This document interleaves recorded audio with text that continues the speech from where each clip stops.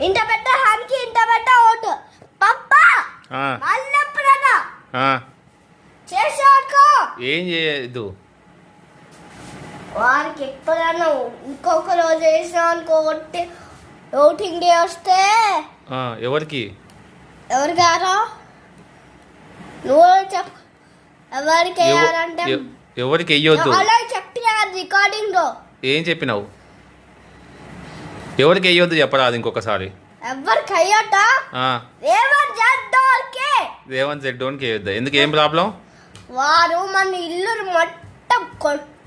కూలగొట్టేస్తాడు ఎందుకు కూలగొడుతున్నాడు నాకు తెలియదు ఆయన నువ్వు చేస్తావు అంటే ఇల్లు కూలగొడుతున్నాడు కాబట్టి ఓటు వేయదా అవును ఓకే సరే మళ్ళీ ఏమేయొద్దు ఓటా ఓకే ఎవరికి వేయాలి